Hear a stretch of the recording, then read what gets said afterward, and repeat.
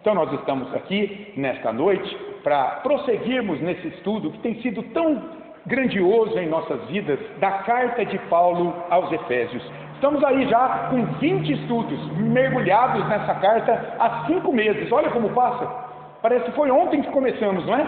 Você vê, 4, 8, 12, 16, 20, 5 meses pelo menos aí, com estudos intermediários diversos.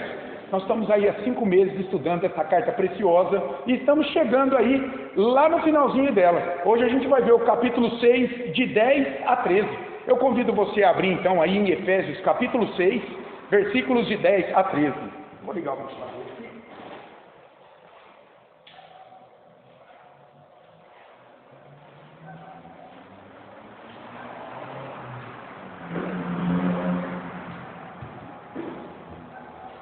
Você também que está aí participando desses estudos pela internet, fica sempre o convite. Se você é de Nova Granada ou região, estamos aqui para servir você. Vem cá nos conhecer, vem aqui fazer parte dessa comunhão, está presente aqui, sai do sofá, toma uma decisão, toma uma postura na vida e vem para cá, para que a gente possa aqui se alegrar com a tua presença aqui, para que Deus te use também na edificação da igreja dele. É sempre bom a gente estar junto aqui nessa comunhão. Então fica o convite para você também. Efésios 6, de 10 a 13. Diz assim a palavra de Deus: quanto ao mais, sede fortalecidos no Senhor e na força do seu poder, revestivos de toda a armadura de Deus, para poder ficar firmes contra as ciladas do diabo. Porque a nossa luta não é contra a carne e o sangue, ou não é contra o sangue e a carne, e sim contra os principados e potestades, contra os dominadores deste mundo tenebroso, contra as forças espirituais do mal nas regiões celestes.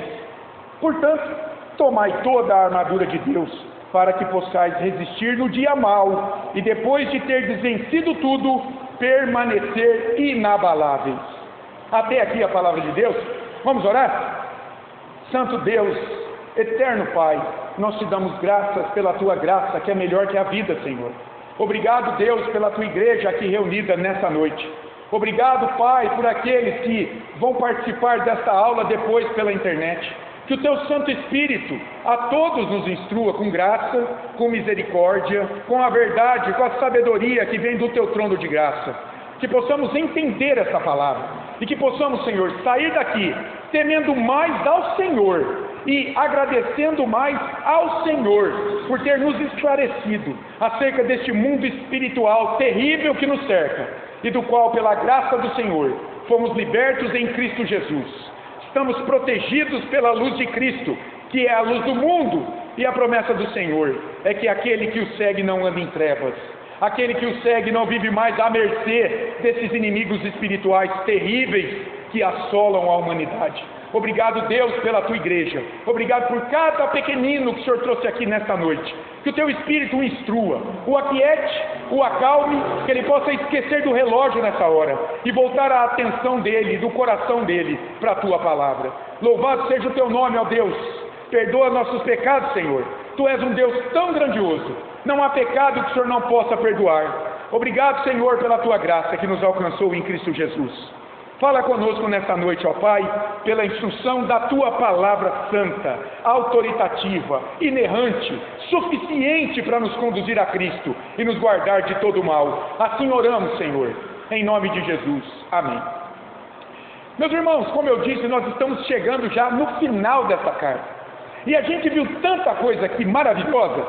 Paulo começou a dizer lá no capítulo 1, das bênçãos espirituais que a igreja tem por estar unida a Cristo. Deus, na eternidade, antes da criação de todas as coisas, nos elegeu em Cristo para nos salvar. Cristo, no tempo devido, veio, pagou o preço de nossos pecados, nos salvou, derramou sobre nós o Espírito Santo, que é o selo da promessa de Deus de que estamos incluídos em Cristo. Fomos renovados para uma nova vida. Nós éramos mortos em nossos pecados. Deus nos deu vida quando nos ressuscitou com Cristo. O poder que operou em Cristo, tirando-o dos mortos e ressuscitando-o ao terceiro dia, foi o mesmo poder que Deus operou em nossas vidas, levantando cadáveres mortos espirituais e nos dando vida juntamente com Cristo. E Ele fez isso não só sobre um povo, uma raça. Agora, aquela hostilidade que havia no passado entre judeus e gentios, aquela barreira de separação entre os povos, foi quebrada em Cristo. Judeus e gentios, pessoas de todas as raças, vindas de todas as nações, brasileiros, chineses, indianos, americanos, mexicanos, todos, pela fé em Cristo, foram salvos, foram lavados pelo mesmo sangue, agora fazem parte do mesmo corpo, têm por cabeça o mesmo Senhor. Nós todos somos membros da Igreja de Cristo, fomos batizados pelo mesmo Espírito, caminhamos debaixo da mesma fé. Agora, Deus nos usa aqui na diversidade dos dons espirituais que Ele nos dá, para a glória dEle, para a edificação da igreja. E o Senhor, então, agora está formando uma nova sociedade, uma nova família da fé, lavada pelo sangue de Cristo.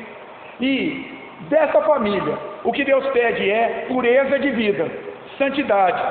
Então Paulo aqui, ele já nos diz que agora nós não devemos mais andar como andam os gentios, na vaidade dos seus próprios pensamentos, na ignorância de Deus, como eles vivem.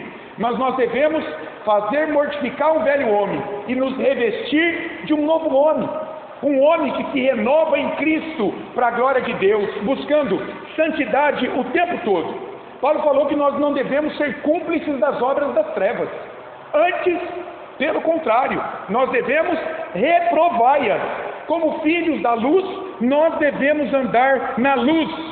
E daí ele fala, e a consequência disso, vocês vão fazer isso.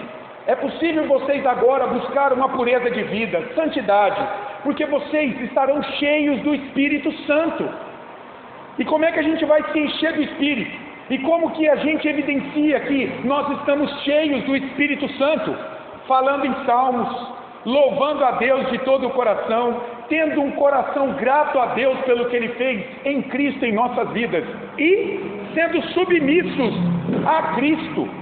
Assim, sendo submissos a Cristo, nós conseguiremos, por exemplo, nos relacionar bem. E ele, a partir do capítulo 5, ele aplicou isso nos relacionamentos. Primeiro, olhando para marido e mulher no casamento. Uma mulher pode ser submissa ao seu marido, um marido tem que amar a sua esposa a ponto de se sacrificar por ela, porque ambos são submissos a Cristo em primeiro lugar. Senão eles não conseguem. E ser submisso a Cristo significa ter o Espírito Santo neles. De outro lado, filhos devem obedecer os seus pais. Pais não devem levar os seus filhos à ira. Por quê? Porque pais e filhos estão submissos a Cristo. Eles têm o Espírito. Eles estão mostrando isso nessa submissão e nessa obediência. E claro, senhores, escravos, cristãos, são obedientes aos seus patrões, sejam cordados ou não, sejam bons ou más, sejam cristãos ou não. Por quê? Porque esses escravos são submissos a Cristo. E de outro lado, esses patrões cristãos não devem ameaçar, não devem subjugar, não devem levar ao sofrimento os seus servos agora. Nós vimos que naqueles dias havia escravidão institucionalizada no Império Romano. Justamente porque esses patrões cristãos foram alforriados quando creram em Cristo, foram libertados do pecado e da morte, que eram senhores de suas vidas, quando eles creram em Cristo. Então agora eles devem cuidar bem desses escravos, desses servos também, como servos de Cristo. E a gente termina essa carta maravilhado, com tantas bênçãos, com tantos privilégios da igreja, por ter como o seu cabeça Jesus Cristo, o seu Senhor. E não foi à toa que Paulo deixou essa última porção para o final. Ele poderia ter aberto a carta já advertindo de um perigo espiritual para a igreja. Ele poderia ter aberto a carta dessa forma, mas ele primeiro trouxe todo o privilégio para depois nos mostrar o dever. Então, primeiro a honra, o privilégio de pertencermos a Cristo, mas toda honra, todo privilégio também traz consigo grandes responsabilidades. E Paulo agora então vai dizer, a partir do capítulo 6, versículo 10, de que no desfrute dessa nova vida em Cristo, vai haver oposição maligna na vida do cristão. Meus irmãos, do lado de cá do sol, Aqui onde residimos, na presença do pecado, em um mundo caído, não há possibilidade de haver perfeição em nada. Nem em nós, nem na igreja, nem nos relacionamentos, nem no trabalho, nada, em nada. Nem no casamento, nem na vida com nada. Nós dependemos de Deus, do Espírito Santo de Deus, sovejando em nós. Nós dependemos aqui de caminhar despertos na mente e no coração, pelo Espírito Santo. Paulo quer lembrar a igreja, ele está dizendo assim, ó, com letras garrafais: atenção, cuidado agora nessa caminhada, nessa nova vida. O John Stott, ele diz assim, ó: a paz que Deus fez através da cruz de Cristo deve ser experimentada somente em meio a uma luta sem tréguas contra o mal. No final da sua carta, então, Paulo prepara seus leitores para a batalha da fé, a guerra contra os inimigos da sua nova vida em Cristo. E é por isso que eu sempre digo para as pessoas: não brinque de ser cristão, não brinque. Nós vamos ver um texto depois em Atos 19, o que aconteceu com exorcistas ambulantes, quando brincaram de ser cristão, tentando expulsar um demônio no nome de Jesus, tomaram um couro daquele endemoniado. Então, cuidado com isso, porque o inimigo, ó, ele está de olho. Você veio para a igreja, você começou a ter vida com Cristo, louvado seja Deus, mas o inimigo está de olho. Então Paulo aqui, ele quer, fazendo essa exortação, fortalecer a igreja, abrir os olhos da igreja para uma realidade espiritual, da qual ninguém pode fugir. E nós vamos ver a bênção que é nós enfrentarmos essa realidade terrível na igreja de Cristo. Porque o Senhor já destronou esses inimigos. Ele já venceu na cruz os nossos inimigos, que ainda dominam aqueles que estão para fora da igreja, para fora da arca, aqueles que serão levados pelo dilúvio. O cristão, pensando nisso, meus amados irmãos, não é um pacifista por suas próprias forças. Alguém que vive dizendo para todos ao seu redor: paz e amor, paz e amor. Tinha até um personagem do Chico Anísio, né? Ele chegava com uma viola na escolinha do professor Raimundo, e aí, paz e amor, paz e amor. Vocês lembram desse personagem? Não, o cristão não é um pacifista assim. À luz da Bíblia, ele sabe que há uma guerra espiritual a ser travada todos os dias contra o mal. A guerra contra o diabo e seus demônios está declarada na vida desse homem e dessa mulher. Portanto, ele vive de prontidão o tempo todo, não com armas carnais, mas com armas espirituais. Paulo fala em 2 Coríntios 10, 4, que são os meios de graça. A meditação na palavra, vida de oração, participação dos sacramentos para fortalecimento da fé, a comunhão da igreja. Ele não usa uniformes humanos, ele usa uma armadura espiritual que é fornecida pelo próprio Deus.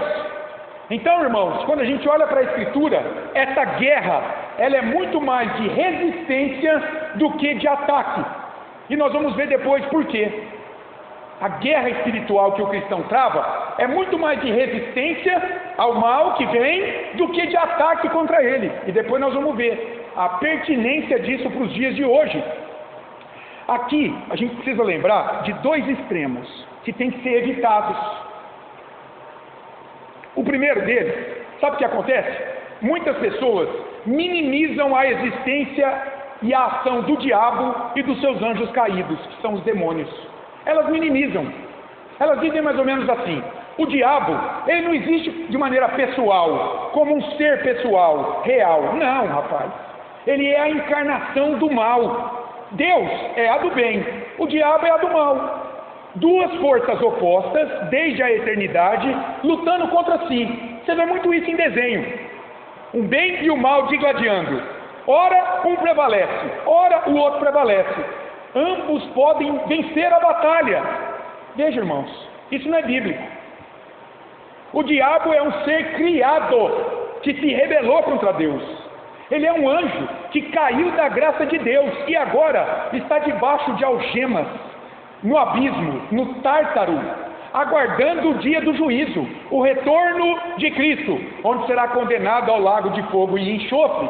Na verdade, ele está solto por aí. Ele não é onipresente como Deus é, mas ele está passeando por aí. Lembra do livro de Jó? Lá no começo do livro de Jó? Onde estava Satanás? De passear e rodear a terra. Ele respondeu para Deus. E olha o que diz Judas no versículo 6. Eu vou ler para os irmãos. Judas só tem um capítulo. Olha onde estão os anjos, muitos deles. E há anjos, os que não guardaram o seu estado original, mas abandonaram o seu próprio domicílio, o céu, não guardaram o seu estado original de santidade criado, abandonaram o céu quando caíram com Satanás. Esses anjos aí, olha só, eles abandonaram o seu próprio domicílio. Esses anjos maus, Deus tem guardado sob trevas, em algemas eternas, para o juízo do grande dia.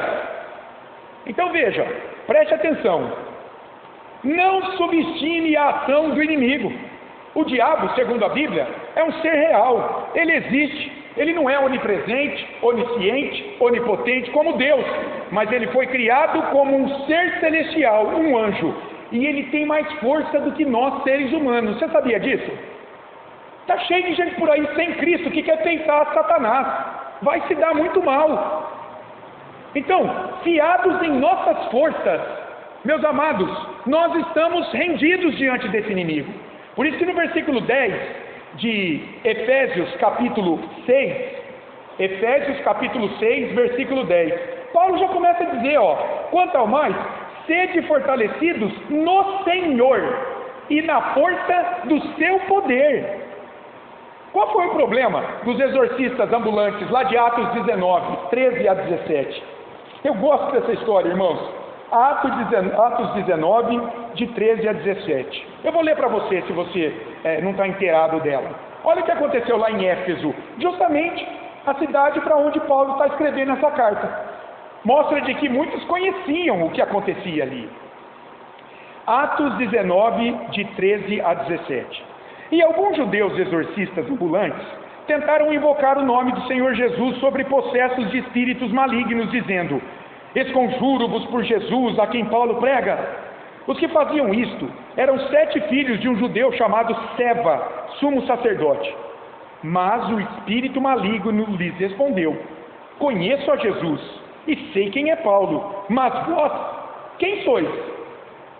E o possesso do espírito maligno saltou sobre eles, subjugando a todos, e de tal modo prevaleceu contra eles, que desnudos e feridos, fugiram daquela casa. Ai, que vergonha que esses homens passaram, hein? Fugiram! E o versículo 17, chegou este fato ao conhecimento de todos, assim judeus como gregos habitantes de Éfeso. Veio temor sobre todos eles, e o nome do Senhor Jesus era engrandecido. Qual foi o problema desses homens? Eles buscaram expulsar o demônio do homem, sem conhecerem Jesus, cujo nome eles invocavam. Então, cuidado em minimizar, subestimar a existência real do mal, capitaneado por um ser real, pessoal, que caiu da graça de Deus, o diabo. Mas tem um outro extremo, que também é perigoso demais, que é maximizar a ação do diabo e dos seus demônios.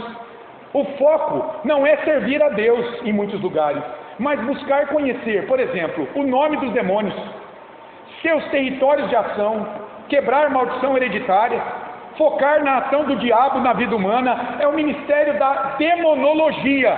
Se você tirar o demônio dali, o pastor perde o ministério dele, porque o ministério de muitos pastores está fincado, está focado no demônio. O ministério dele é desenvolvido em torno do diabo e não da cruz de Jesus. Esse é um outro extremo. Tem gente que tem medo do diabo, de sombra, de tudo quanto é coisa. Não vai sozinho em tal lugar. Paulo diz no versículo 10 aqui de Efésios 6, que o crente é fortalecido não na sua força, mas na força do Senhor, na vitória de Cristo na cruz. Olha o que ele diz em Colossenses capítulo 2, meus irmãos. Texto fantástico. Colossenses 2, de 13 a 15. E a vós outros, que estáveis mortos pelas vossas transgressões e pela incircuncisão da vossa carne, vos deu vida juntamente com ele, perdoando todos os nossos delitos, tendo cancelado o escrito de dívida, que era contra nós, e que constava de ordenanças, o qual nos era prejudicial, nos condenava diante da lei. Removeu-o inteiramente, encravando-o na cruz. Agora, e despojando os principados e as potestades, publicamente os expôs a desprezo, triunfando deles na cruz.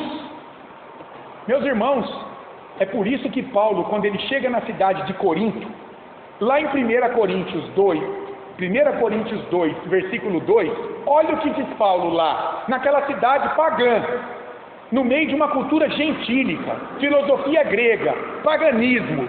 Ele diz assim, 1 Coríntios 2, porque decidi nada saber entre vós, senão a Jesus Cristo e este crucificado. Paulo não foi atrás de conhecer as divindades que os coríntios serviam ali, meus irmãos, a sabedoria dos seus deuses, o nome deles, a moradia deles, o território de ação dessas divindades, mas ele pregou Jesus Cristo e ele crucificado, que era suficiente para guardá-los de todo o mal ao seu redor. Na Bíblia, em nenhum lugar você vai ouvir assim, tema o diabo. Pode procurar a Bíblia inteira, de Gênesis a Apocalipse. Em nenhum lugar está escrito para você temer o diabo. Está escrito para você temer a Deus, se sujeitar a Deus. Tiago capítulo 5 que nós lemos.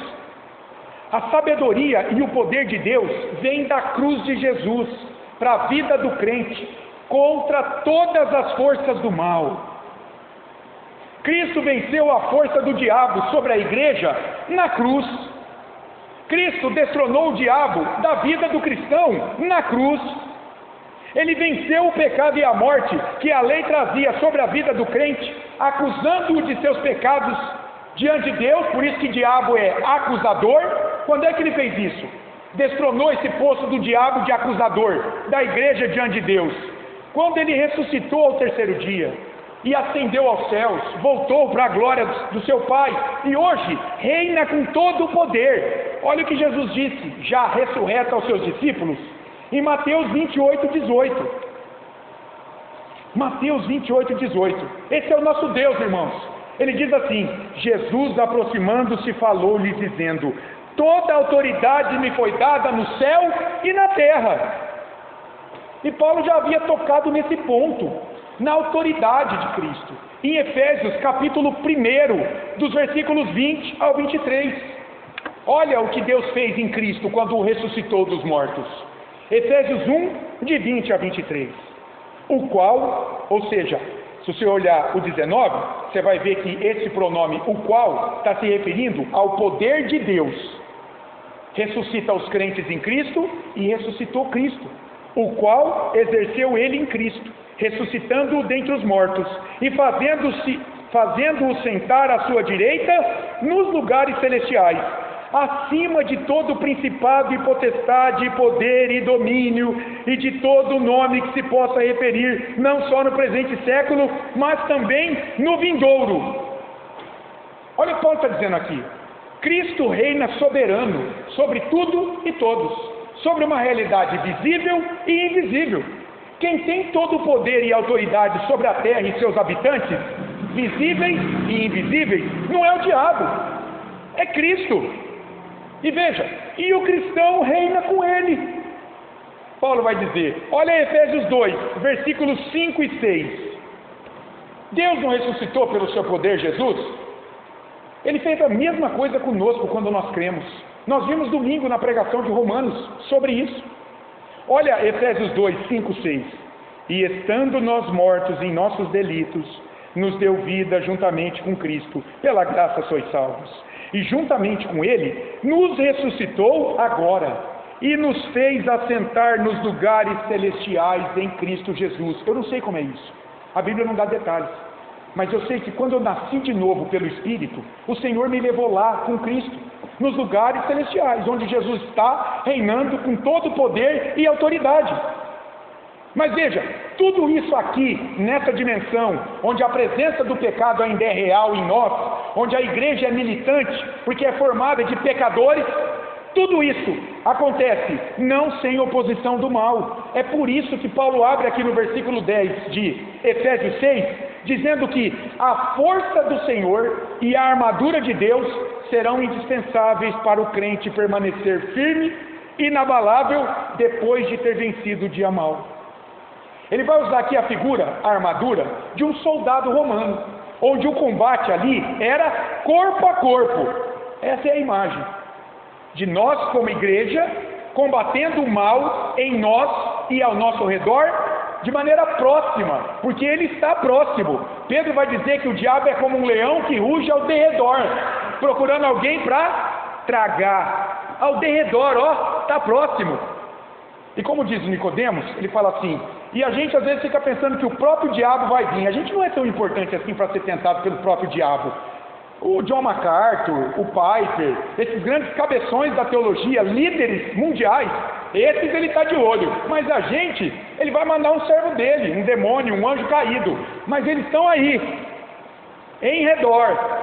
Eles estão olhando para ver como vai ser o nosso testemunho, como é que está a nossa firmeza na fé, como que é a nossa luta, quais são nossas brechas, pontos fracos onde ele pode entrar. Entende isso? Como é preciso vigiar? Aqui, meus irmãos, Paulo, entrando agora no texto, depois dessa introdução, entrando no texto aqui, Paulo, ele faz duas exortações iniciais imperativas. Uma no versículo 10 e uma no 11. No 10 ele diz assim, ó, quanto ao mais, sede, ó o imperativo, é uma ordem, sede fortalecidos no Senhor e na força do seu poder. E olha o 11, revestivos de toda a armadura de Deus, para poderdes ficar firmes contra as ciladas do diabo. Isso aqui é importante demais. Por quê? Primeiro, chama a atenção para a autoconfiança de muitas pessoas, de um lado, e de outro lado, a desconfiança total de si mesmos. Veja, não se vence o diabo com a força humana, com essa autoconfiança, mas, uma vez fortalecido em Cristo, cabe ao crente agora resistir ao diabo para ele fugir dele. Foi o texto que lemos na abertura, Tiago 4,7. Sujeitai-vos a Deus, o poder de Cristo nos leva a essa sujeição. Estarmos cheios do Espírito Santo nos leva a sermos submissos a Cristo. Mas, de outro lado, resistir ao diabo. E aqui é uma condicional. Você só pode resistir ao diabo se, primeiramente, você estiver cheio do Espírito Santo, submisso a Deus, sujeito a Deus. A força é de Deus e a armadura Ele nos dá para quê? Para a gente ficar olhando para ela? Um soldado, quando ele tem uma bela armadura de combate, se ele ficar fora dela, ele será morto pelo inimigo. O que ele tem que fazer com a armadura? Tem que pegar, tem que vestir e tem que usar. Isso significa que há uma capacitação divina, Deus dá a armadura. Mas existe uma cooperação humana no se resistir ao mal. É preciso vestir essa armadura, usar a armadura. E ele começa o versículo 10 com um advérbio temporal aí, ó. Quanto ao mais, depois de tudo que ele escreveu nos capítulos anteriores, ele fala agora no final, quanto ao mais, e o sentido é, quanto ao restante, restante do quê? Restante do tempo de vida que Cristo dará a vocês, naqueles dias que estavam lendo ali vivos, e hoje para nós. Paulo está dizendo, quanto ao restante do tempo de vida que Deus dará a vocês até a vinda de Jesus, sede fortalecidos. O imperativo, torne-se capaz de resistir ao inimigo. Como? Aí a gente se lembra do capítulo 5, versículo 18.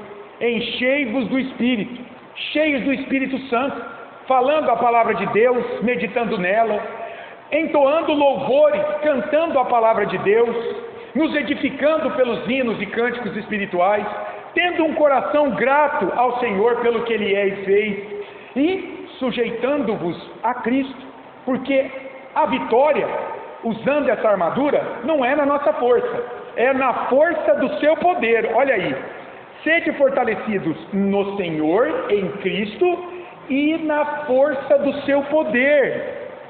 O poder de Cristo sobre todo o cosmo e seus habitantes visíveis e invisíveis. Ele falou em Efésios capítulo 1, 20 e 21, o Senhor exerceu o seu poder ressuscitando Jesus dos mortos ao terceiro dia e o fazendo assentar nas regiões celestiais, sobre todo domínio, trono, potestade e poder. Jesus em Mateus 28, 18 diz, todo o poder me foi dado no céu e na terra. E Paulo, em Efésios 2:6 diz que esse poder agora está disponível a quem? A igreja. Nós somos ressuscitados com Cristo, subimos com Ele em espírito, reinamos com Ele. Então, irmãos, pensando em tudo isso, o crente não precisa ter medo do diabo, dos seus demônios. Sabe o que ele tem que fazer? Ele tem que buscar crescer na graça e no conhecimento do Senhor, para dizer não ao pecado, ao diabo, em um mundo sem Deus ao seu redor. E para isso, ele precisa vestir a armadura de Deus. Olha o versículo 11. Revestivos, a palavra é, se vistam. Revestivos de toda a armadura de Deus, para poderdes ficar firmes contra as ciladas do diabo. Eu gosto desse verbo revestivos. A ideia é essa, é colocar uma camisa, uma veste, é se vestir, é trajar essa armadura, essa força do poder de Cristo sobre nós, uma armadura que Deus nos deu quando nos fez nascer de novo pelo Espírito. Efésios 4:24, Paulo disse assim, e vos revistais do novo homem, criado segundo Deus, em justiça e retidão, procedentes da verdade. Revistam-se do novo homem, criado por Deus, quando vos uniu a Jesus Cristo. E veja, é para tomar toda a armadura, é a armadura completa do soldado, uma armadura que não é nossa, que não é do psicólogo, que não é de um guru espiritual, essa armadura é de Deus. Lá no grego, esse de Deus está no caso chamado caso genitivo, quer dizer, essa armadura pertence a Deus, e Ele a dá à sua igreja, Ele dá em Cristo ao cristão para a sua defesa. Isso mostra, irmãos, que o homem não pode fazer frente aos opositores espirituais em sua vida com suas próprias forças. Ele precisa dessa armadura que Deus dá, olha aí, para poderdes ficar firmes contra as ciladas do diabo. Esse verbo para poderdes significa para você ser capaz, suficiente para resistir ao diabo, seus demônios, e que ele, fugir de você. Para você ficar firme. O firme aqui é enfrentar com coragem, suportar as investidas do diabo, porque o diabo, ele arma ciladas. Essa palavra ciladas aí do diabo é muito interessante. É da onde vem a palavra método. Sabe o que significa? Que o diabo, ele tem método, irmão. Ele tem estratégia. Ele tem um esquema para tentar e destruir as pessoas.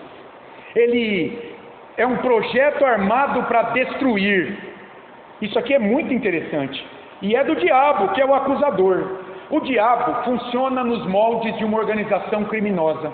Como é que funciona uma organização criminosa? Tem equipes altamente técnicas para cuidar de cada área. Tem um público-alvo a atingir. Tem metas, tem planos para o cometimento de crimes. Portanto, a alegoria do diabo, de um ser engraçado, às vezes verde, às vezes vermelho, com chifres, tridente e cauda, e que muitas vezes leva as pessoas a rirem, a se sentirem felizes, isso não tem nada a ver com esse ser maligno descrito na Escritura, que tentou nossos primeiros pais. A Bíblia descreve esse terrível inimigo de Deus e dos homens como um ser maligno. Ele tem prazer na dor, no sofrimento, em afastar as pessoas de Deus, e ele não é nada engraçado. Eu pensei numa ilustração. Imagine um bolo lindamente decorado. Imagine um bolo que as mulheres costumam trazer aqui, de banana, com maçã, às vezes sem açúcar. Oh, que delícia! Imagina esse bolo. Por fora, ele é perfeito. Cobertura brilhante, frutas frescas, um cheiro irresistível. Qualquer pessoa teria vontade de comer, é ou não é? Mas o que ninguém sabe é que por dentro ele está envenenado, irmãos. Essa é a forma como o diabo trabalha muitas vezes. Ele não aparece com chifre, com tridente, gritando para todo mundo e assustando a criança. Isso é coisa da televisão, de Hollywood. Não. Ele aparece belo, oferecendo prazeres deliciosos, sucesso na vida, uma liberdade. Paulo diz lá em 2 Coríntios 11:14, condenando a atuação de falsos apóstolos, que se o próprio Satanás se disfarça de anjo de luz para enganar as pessoas, os seus seguidores, esses falsos mestres lá em Corinto, também faziam o mesmo. Então, cuidado com as aparências. O diabo está por trás de pessoas, de estruturas, de ideologias, de pseudo-verdades, por exemplo. É o que Paulo vai explicar no versículo 12. Olha o 12. Porque, olha aí, ele vai explicar. Porque a nossa luta não é contra o sangue e a carne, e sim contra os principados e potestades, contra os dominadores deste mundo tenebroso, contra as forças espirituais do mal nas regiões celestes. Veja, a nossa luta. Ele está considerando que vai haver uma luta, entende? Há muitos slogans que dizem assim: venha para cá e os seus problemas se acabaram. Isso não é bíblico, irmãos. Paulo não pensava assim. Ele está considerando que vai haver uma luta, um embate corpo a corpo, com inimigos espirituais terríveis. E veja, esses inimigos não são seres humanos. É o sentido aí de a nossa luta não é contra o sangue e a carne. Isso quer dizer, não é contra seres humanos de maneira direta. Eles estão refletindo diante de nós algo que se passa nos bastidores da vida deles. Lá, quem que está atuando? Principados e potestades. Está aí, ó. Não é contra o sangue e a carne, sim, ou seja, mas sim contra os principados e potestades. Quem são? Principados e potestades. A gente pode, algumas traduções traduzem como governos e autoridades, porque justamente lá no original são forças sobrenaturais, espirituais, que detêm poder e autoridade. Paulo continua dizendo, eles são os dominadores deste mundo tenebroso, eles são as forças espirituais do mal. Isso aponta para o domínio do diabo e seus demônios sobre este mundo caído. E preste atenção, sobre todos aqueles da raça humana que não fazem parte do corpo de Cristo, da igreja. O John Stott, ele traça 3 características desses dominadores deste mundo tenebroso, principados e potestades, forças espirituais do mal. Primeiro, a Bíblia diz, irmãos, que eles são poderosos. Olha o que o diabo promete para Jesus, lá em Mateus capítulo 4, quando o tenta. Ele promete a ele, se me adorares eu te darei o quê? Os reinos do mundo. Está lá em Mateus 4, de 8 a 9. O diabo dá muita coisa para as pessoas, mas ele quer a alma delas em troca. Muita gente vai em terreiro para ficar bem na vida, para crescer financeiramente, para ter sucesso na mídia, e consegue. Ele tem esse poder e ele dá, mas ele quer a alma. Agora ele quer a adoração dessa pessoa. Jesus chamou-o de príncipe deste mundo. Está lá em João 12:31. O próprio Jesus chamou o diabo de príncipe desse mundo. João disse que o mundo inteiro jaz no maligno, está morto nele, está mergulhado nele. 1 João 5,19. Então, ele é poderoso, mas ele não pode fazer tudo que ele quer, porque onipotente é só Deus. Lá em Mateus 12, capítulo 12, tem aquela famosa passagem da blasfêmia contra o Espírito Santo. Jesus cura um homem, expulsa o demônio dele, e os fariseus o acusam de estar expulsando o demônio pelo próprio Beelzebub. E Jesus diz, olha, uma casa não pode caminhar inteira se ela estiver dividida. Se eu expulso o demônio pelo poder de Beelzebub, essa casa está dividida. O que o diabo está fazendo? Mas se eu expulso o demônio pelo poder do reino dos céus, então o reino chegou até vocês. E Jesus disse o seguinte, ninguém pode entrar numa casa e assaltar essa casa, se primeiro você não amarrar o valente, que é o dono da casa. O que Jesus está dizendo? Por que ele pôde expulsar aquele demônio? Porque ele desceu a esse mundo, que jazia no maligno, onde as pessoas estavam cegas para o Evangelho, não podiam nascer de novo pela pregação da palavra. Agora Jesus veio, ele amarrou o valente, ele não matou, ele só vai matá-lo quando ele voltar na sua segunda volta, mas o diabo está limitado nas suas forças. Daí Lutero dizer que o diabo é um cão na coleira de Deus, ele só faz o que Deus permitir. Olha lá Jó novamente. O diabo falou: sabe por que Jó teme a você e te serve? Porque você cercou ele com um monte de coisa. Tira tudo isso dele para você ver se ele não blasfema na tua cara. E Deus disse: então você pode fazer isso, mas só isso. E ele não pôde tirar a vida de Jó, e ele não tirou a fé de Jó, porque Deus não permitiu. Porque o diabo de verdade, ele é um cão na coleira de Deus. Imagina, um cão. Você tem coleira hoje que é uma loucura, né? Outro dia eu estava passeando com a Sara, tem uma coleira, uma coisinha assim, ó, pequenininha assim, gente, um cachorrinho. A Sara morre de medo. Eu falei: filha, tá preso o cachorrinho, não precisa ficar com medo. Irmãos, daqui a pouco a mulher apertou um botão, o fio esticou 10 metros. E o cachorro chegou nos pés dela. Ela falou: pai, mas o cachorro estava tão preso. Mas parou ali, foi limitado ali.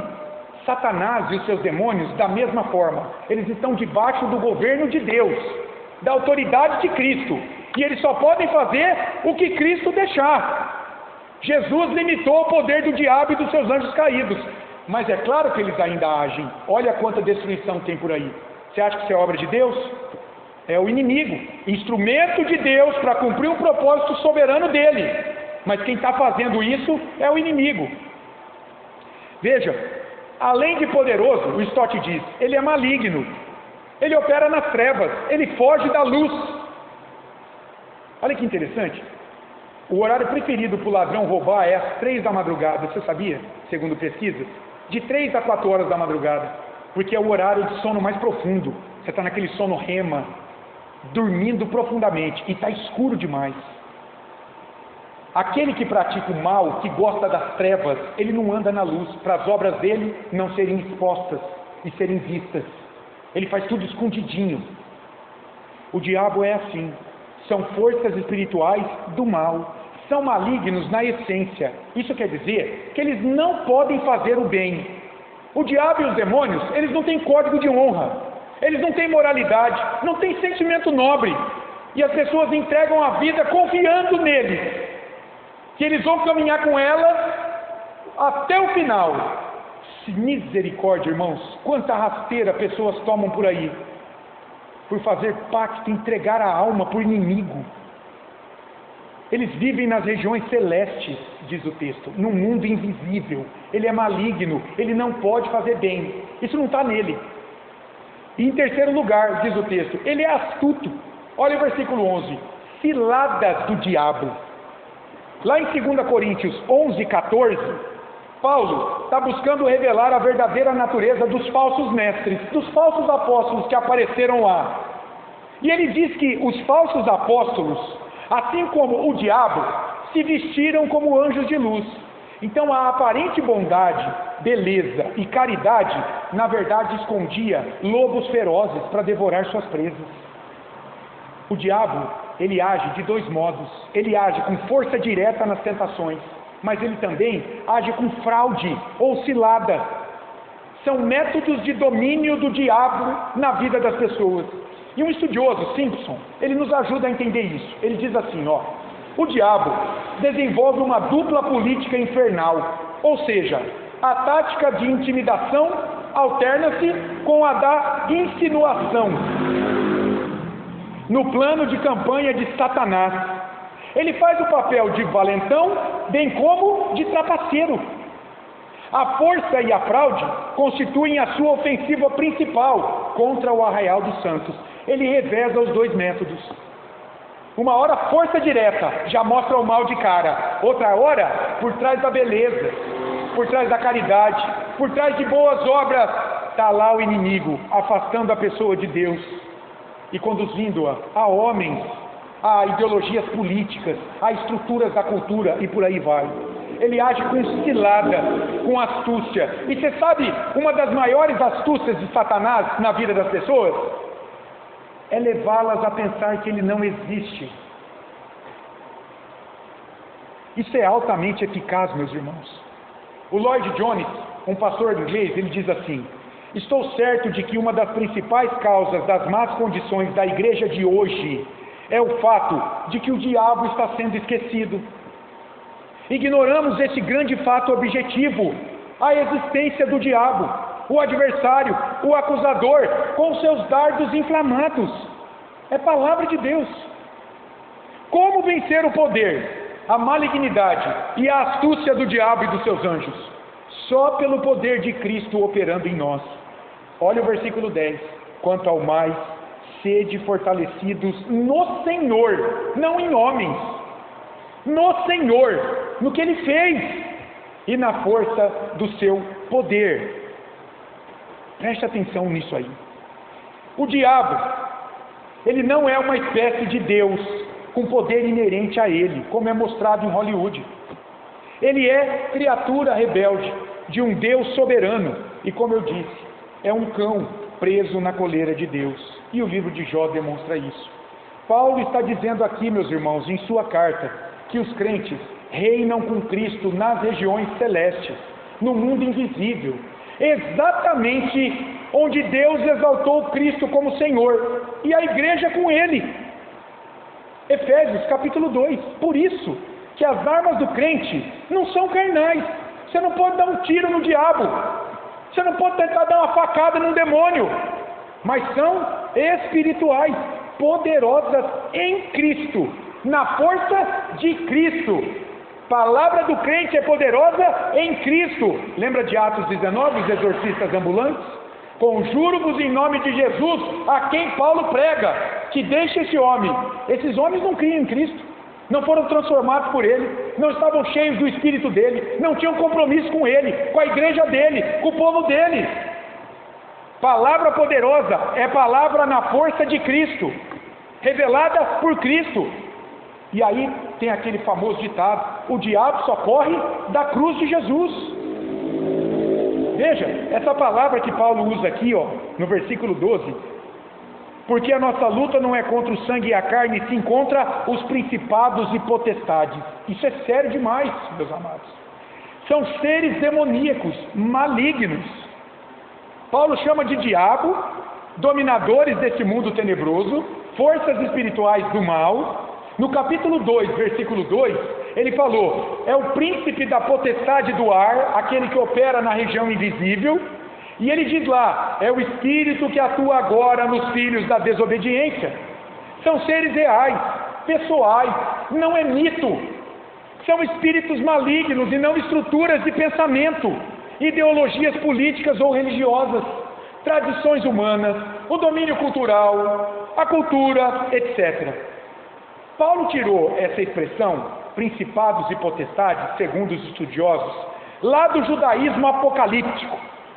Lá, olha o que os mestres, quando olhavam para a escatologia, para o retorno do Messias, para a consumação dos séculos, e olhavam aqui a ação de principados e potestades, olha o que eles viam: são forças cósmicas sobrenaturais, uma vasta hierarquia de seres angelicais e demoníacos que habitavam as estrelas e eram os árbitros do destino humano, escravizando os homens debaixo do seu totalitarismo cósmico. Para muitos intérpretes, olha só como é que é importante saber disso: o diabo é um ser real, pessoal, caiu, ele não é Deus, ele não tem o poder de Deus, mas ele é mau e ele age e destrói a vida das pessoas. Ele não é a reverberação de uma estrutura social, econômica de dada época, uma ideologia política, como se defende em muitos meios. Para muitos intérpretes, olha o que eles pensam quando olham para o diabo. Olha que interessante isso. Toda dominação econômica, social, política, que tem por fim oprimir a muitos em benefício de poucos, é a manifestação na cultura de principados e potestades que entraram em cena quando o homem caiu no Éden. Então, para eles, principados e potestades não são os anjos caídos. Isso é mito. É preciso desmitificar isso.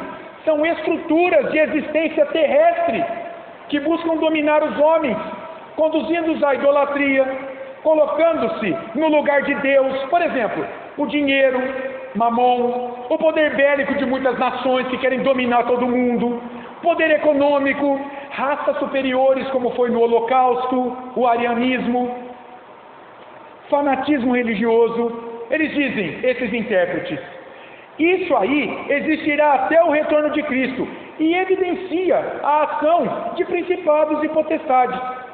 Cristo vai destroná-los e isso é minimizado na vida da igreja. Quem pensa assim faz da vitória da cruz de Cristo sobre esses dominadores mundiais que cegam e escravizam as pessoas algo apenas restrito a uma libertação o quê? Econômica, social, humanitária, política, moral. A salvação, então, está em se ver livre o homem da opressão econômica. E vocês se lembram do Marx? Ele pregava a salvação pela igreja e por Cristo? Nada disso. O capitalismo oprimia os trabalhadores na época da Revolução Industrial. Aí veio o marxismo, propondo liberdade pela revolução das classes. Ou ainda, a libertação de uma opressão social, econômica. Aí tem a teologia da libertação. O homem precisa se ver livre da sua pobreza, aí ele vai ser livre verdadeiramente. Uma libertação política e não uma libertação espiritual. Olha que terrível é enxergar diabo, demônio, dominador de um mundo tenebroso, forças espirituais do mal, principados e potestades, não como algo pessoal, real, que conspira contra Deus e o seu povo e a humanidade caída, mas como uma estrutura que expõe isso. Então, uma ideologia política encarna o mal. Um sistema cultural corrupto encarna o mal. Eles são expressões do mal. Mas aqui para a Bíblia, quem está atuando nos bastidores? Seres sobrenaturais, espirituais, terríveis. O diabo e seus demônios. O John Stott diz, nas 3 menções de principados e potestades no livro de Efésios, Paulo fala 3 vezes deles, no capítulo 1, versículos 20 e 21, no capítulo 3, versículo 10, e aqui no capítulo 6, 12. O que é mencionado? É mencionado que o domínio deles se dá não na terra, em uma realidade material visível, em estruturas, mas o domínio deles é nas regiões celestes. Está aí nos 3 textos ligados. No reino invisível e espiritual, onde Cristo foi exaltado com todo poder e glória e reina sobre elas. Veja, irmãos, Jesus acreditava em demônios, ou não? Ele expulsou vários deles em seus ministérios. Ele acreditava na realidade do diabo. Ele foi tentado no deserto por ele.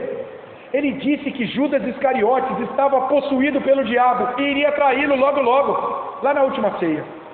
Ele rogou por Pedro, que diante das tentações, para que ele não desfalecesse na fé, e ele via Satanás caindo como uma estrela cadente do céu, perdendo a sua glória.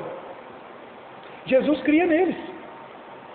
Esses seres demoníacos espirituais não são identificáveis com estruturas humanas pós-queda, mas é claro que eles usam essas estruturas para dominar o coração dos homens caídos.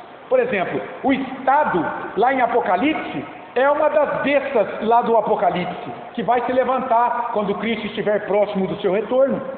É a besta que vem da terra, é a besta que vem do mar. Muitos identificam a besta do mar, a besta da terra é uma entidade religiosa para muitos, e a do mar é um sistema político que vai se levantar lá naqueles dias. A Babilônia, lá em Apocalipse, é a prostituta da terra. Ela é vista como a cultura caída que sempre existirá no mundo. E quem está operando tudo isso? Por trás do sistema caído? Principados e potestades. Por isso que muitas traduções trazem governos e poderes sobrenaturais com autoridade e que atuam nos bastidores da realidade.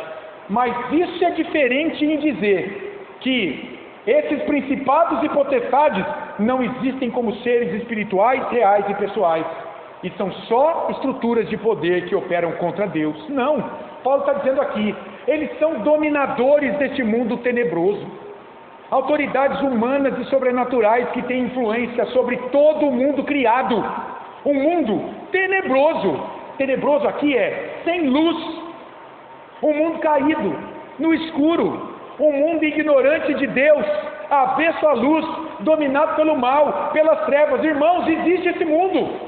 Esse mundo é espiritual e Cristo nos livrou dele, se estamos nele. João 8,12, eu sou a luz do mundo. Quem me segue não andará em trevas, pelo contrário, terá a luz da vida.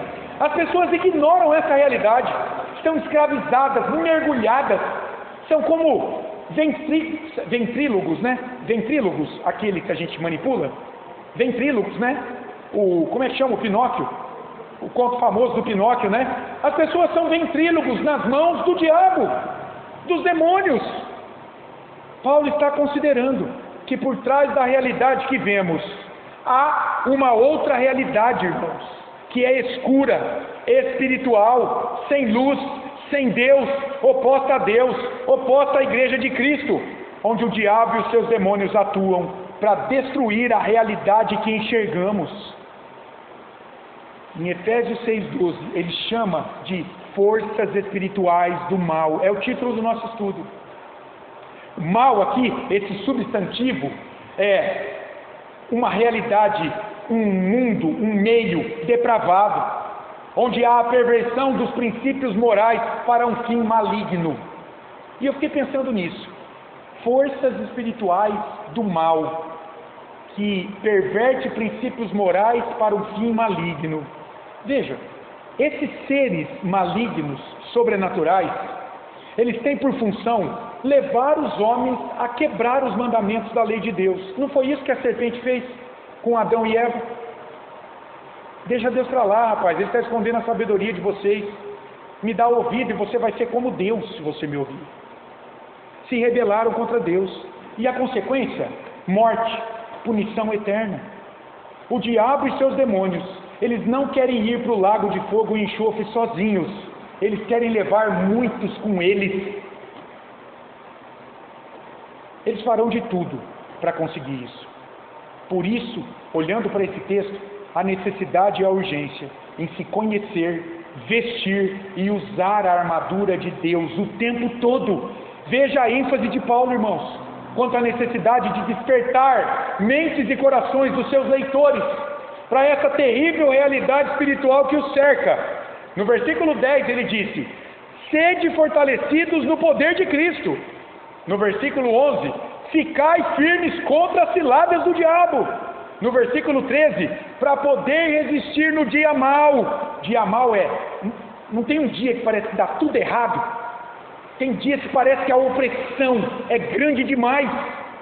Ele está dizendo, para você ficar de pé na fé nesse dia, você tem que estar vestido com a armadura, que nós vamos ver no próximo estudo, o que é. Os 6 componentes dela, se Deus permitir. Olha o versículo 13 comigo. Portanto, tomai toda a armadura de Deus, para que possais resistir no dia mau, e depois de ter vencido tudo, permanecer inabaláveis. Para tudo isso aí, é preciso vestir toda a armadura de Deus. E não é interessante? Quando ele escreve Efésios, ele está preso numa casa em Roma, aguardando o julgamento. E ele está acorrentado no pulso com um soldado romano. E embora muito provavelmente esse soldado romano não estava vestido com uma armadura de guerra, a imagem da armadura nele veio na cabeça de Paulo. Paulo tinha visto muitos soldados na guerra vestidos já. Ele estava ali, acorrentado, ficou 2 anos preso, aguardando o julgamento. Foi o seu primeiro julgamento. No versículo 20 ele mostra isso, aqui de Efésios 6. Ele diz assim no versículo 20: pelo qual sou embaixador em cadeias. Ele está anunciando o Evangelho de Cristo em cadeias, ele está preso em Roma. E ele usa a imagem da armadura de um soldado romano para fazer o paralelo com as armas que Deus dá ao crente para sua proteção e vitória contra o inimigo. Porque, irmãos, esse texto é para lá de positivo para nós crentes. Jesus venceu o diabo e os demônios, destronou eles. Colossenses 2, de 13 a 15. E nós com ele. E nós com ele. Ele diz aí no versículo 13: tomai, quer dizer, essa armadura, ergam ela, levantem ela, para que vocês possam resistir, ou seja, sejam capazes de fazer frente, de se opor ao diabo, aos demônios, no dia mau. O dia mau é aquele dia onde há muitas oportunidades para a gente pecar. Domingo eu contei do saquinho de pão de queijo, lembra? Tem dia que é assim, irmão. Tem muitas tentações, muitas oportunidades para você pecar. E você vai ter que dizer não para essas tentações. Você vai ter que estar com a armadura, com as 6 partes dessa armadura aqui, que nós veremos, para você ser capaz de se opor. Deus dá a armadura, Paulo está dizendo, mas você tem que tomá-la. Preste atenção. Deus dá a armadura, mas você tem que tomá-la, vesti-la e usá-la para a sua luta espiritual diária. Tem crente que acha que é assim a transformação mágica da vida. Então eu vou para a igreja e agora eu não posso mais errar, não posso mais pecar. Isso é uma visão distorcida da santificação. Santificação é um processo que dura a vida toda. E nele, o Espírito Santo vai purificando, vai lançando fora o pecado do nosso coração. Vai nos dando mais discernimento espiritual contra as ciladas do diabo ao nosso redor. Vai fazendo a gente querer participar cada vez menos daquilo que o mundo faz e conspira contra o que Deus condena na palavra dele. Você não tem mais prazer nessa vida mundana. Mas isso é um processo. Tem gente que pela graça de Deus, irmãos, é alcançado pela fé, vem pela igreja, e em meses as pessoas olham para aquele fulano e falam, não é mais a mesma pessoa. A mudança é drástica. Está lá o pecado ainda, mas ele consegue se levantar rapidamente. Ele está buscando a Deus de maneira fervorosa. Tem outros que vivem na igreja a vida inteira como bebês espirituais. Eles estão salvos em Cristo. Louvado seja o Senhor. Não estou falando que eles perderam salvação aqui. Eles estão salvos. A justificação ninguém perde. Mas a santificação, eles caminham a passos lentos na vida com Deus. Eles não querem estudar a Bíblia. Eles não querem ter comunhão com a igreja. Eles não querem participar do sacramento, da ceia para fortalecê-los na fé. Eles não querem. Então, eles caminham, eles vivem uma vida medíocre espiritual diante de Deus. Então é preciso tomar essa armadura. Tome posse dela. Eu não gosto de falar isso, vocês sabem, né? Porque é muito distorcido isso em muitas igrejas. As pessoas falam, tome posse da tua saúde, você não vai ficar mais doente. Tome posse da conta poupuda no banco e você vai ter dinheiro. Não é nada disso. Toma posse disso aqui, da armadura de Deus, que é tu em Cristo, para você resistir no dia mau. E veja o que Paulo termina. Depois de ter desvencido tudo, quer dizer, depois de ter feito tudo o que era preciso para resistir ao dia mau, aquele dia pecaminoso, de ter carregado a cruz pela sua fé em Cristo, dito não ao pecado, às oportunidades que se apresentaram, você permaneça, de pé, inabalável, é o sentido aí do verbo, permanecer firmes, de pé, suportar com coragem as consequências do seu testemunho de fé. E eu pensei em alguns exemplos. O pedido do chefe para fazer algo ilícito, você diz não e perde o emprego. Suporte com coragem, sirva a Cristo. A tentação para trair a esposa, você diz não e será alvo de chacota por colegas incrédulos. E daí? Fique firme, pague o preço, permaneça inabalável. A defesa da fé exclusiva em Cristo para a salvação. Você será condenado em muitos círculos como hipócrita, arrogante, soberbo. O mundo ao teu redor vai gritar, vai vomitar em cima de você. E daí? Pague o preço. Faça o que você precisa fazer para dar o teu testemunho de fé e permaneça de pé, inabalável, aprovado por Deus nesse final. Que coisa maravilhosa, irmãos, Paulo está nos dizendo aqui. E já são 9h10. Olha só, a gente já pode concluir com algumas aplicações. Meus irmãos, preste atenção. O que nós vimos aqui? A batalha espiritual do crente, isso é importante, é muito mais de resistência do que de ataque ao diabo. Vocês prestaram atenção? Você não vê a iniciativa do crente em buscar o diabo na Bíblia, em correr atrás dele. Tiago, olha só, eu pensei em alguns textos. Tiago pede para resistirmos ao diabo, e ele fugirá de nós. Ele vem, você resiste e ele corre. Paulo pede para tomarmos a armadura de Deus, para ficarmos firmes contra as ciladas do diabo. É ele que vem até nós para nos tentar. Será que alguém corre atrás do diabo para ser tentado? Pedro diz que o diabo é como um leão que ruge ao derredor, procurando alguém para tragar. Ele está buscando pessoas, esse leão. Ele que está buscando e está rugindo ao derredor. Paulo nos diz que precisamos da armadura de Deus para podermos resistir no dia mau. Então, meus irmãos, preste atenção. O diabo vem, os demônios vêm, mas o cristão que está firme em Cristo, cheio do Espírito Santo, ele já é vencedor sobre esses terríveis seres sobrenaturais, demoníacos. Nunca se esqueça disso. Tem gente que fica atrás do diabo, faz teologia para conhecer o diabo. Tem que saber o nome de todas as entidades, onde mora. Vai fundar uma igreja, faz uma campanha e sai orando nos quarteirões para expulsar o demônio daquele quarteirão. Tenha dó, onde é que está isso na Bíblia? Uma interpretação distorcida do mundo caído, desses potestades e principados, da onde eles atuam, de como eles atuam. Esses seres são poderosos, malignos, astutos, mas Cristo já os destronou, todos, na cruz, e os crentes também com Ele. Tome posse disso, da vitória de Cristo sobre principados e potestades. E como é que a gente pode aplicar isso nas nossas vidas? Primeiro, fortaleça-se no Senhor, não em si mesmo. Não confie na tua força, na tua inteligência, na tua experiência para vencer tentações e lutas espirituais.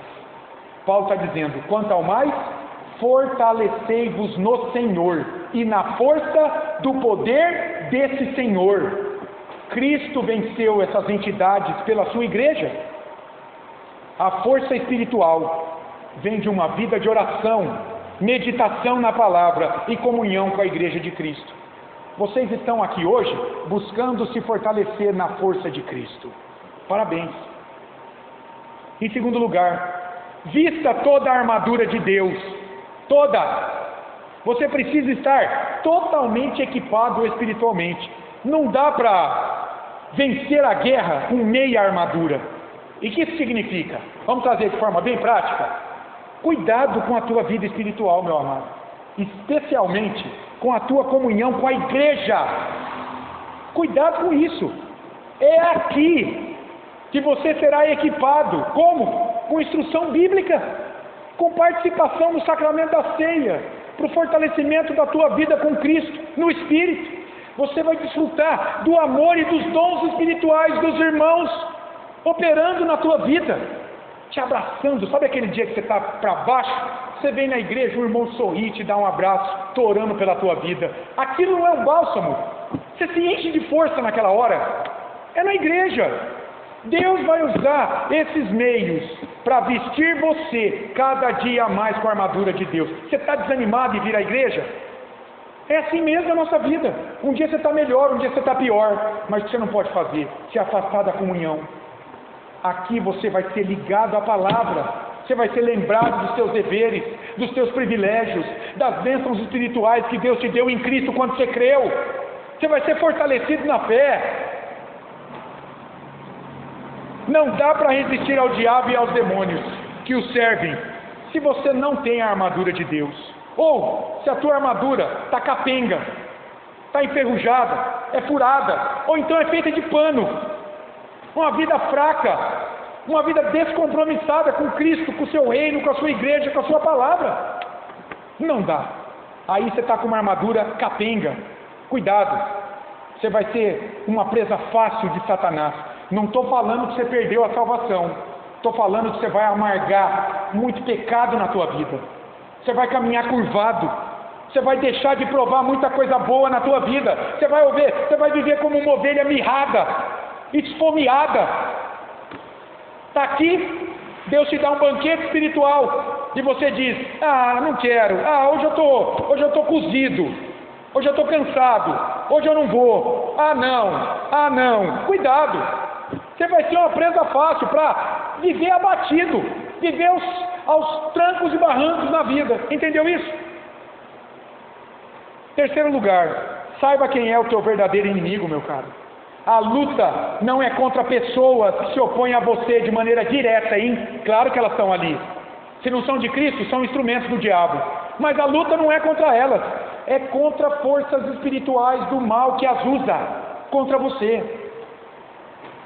Qual é a aplicação disso? Isso vai fazer você evitar muitas brigas, desgastes inúteis, trazer muita mágoa, raiz de amargura para o teu coração com pessoas.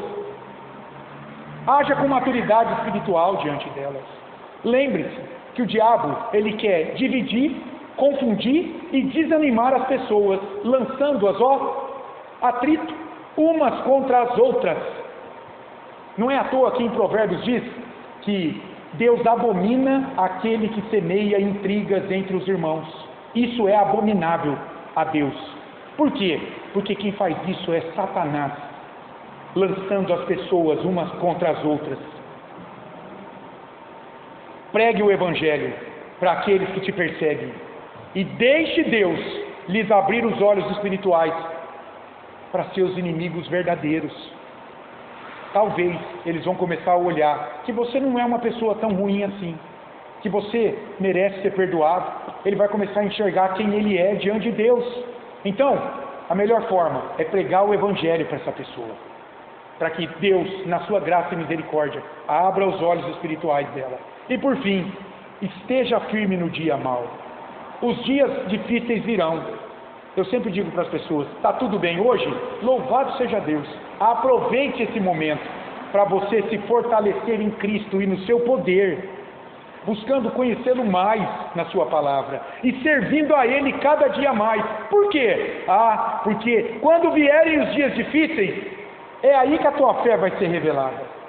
Não é quando está tudo bem.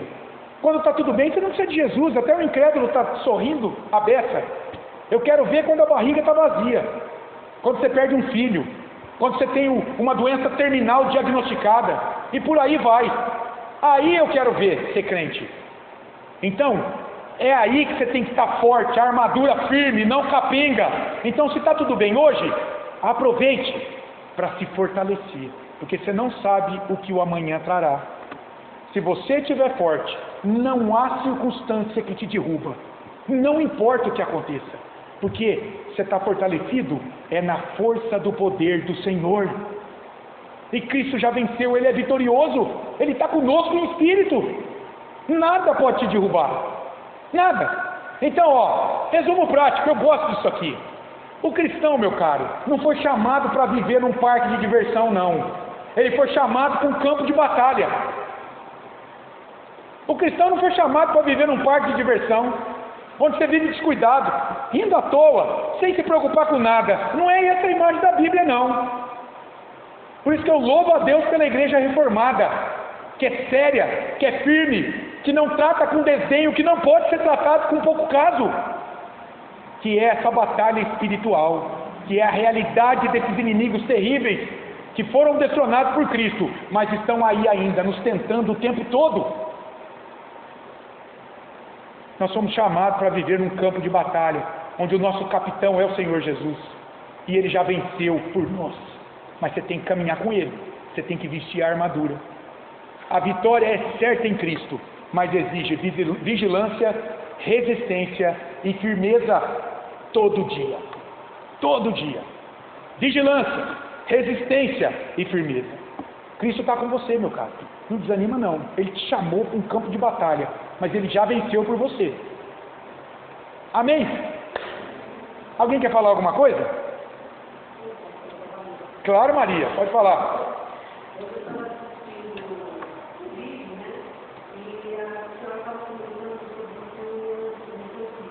Sim. E aquela menina tinha uma senhora que respeitava a voz dela quando ela estava possível, né? Sim. E essa senhora, ela perguntava para ela assim, como é que ela fazia com a sua voz, né? Ela falava assim, do menino, tomava muito cuidado para fazer Olha isso. Ela era o quê? Ela era um instrumento desses principados e potestades.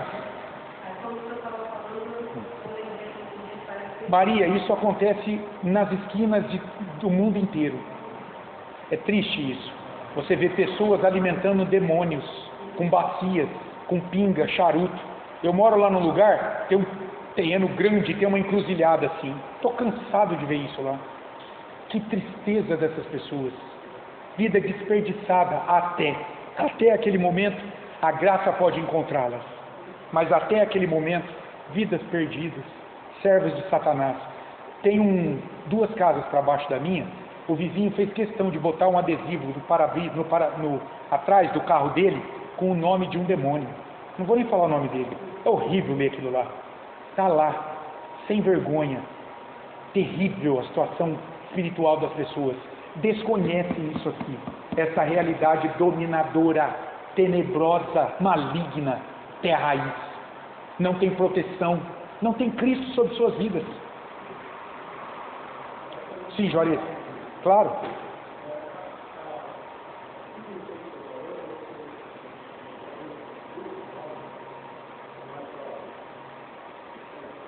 Principados e potestades.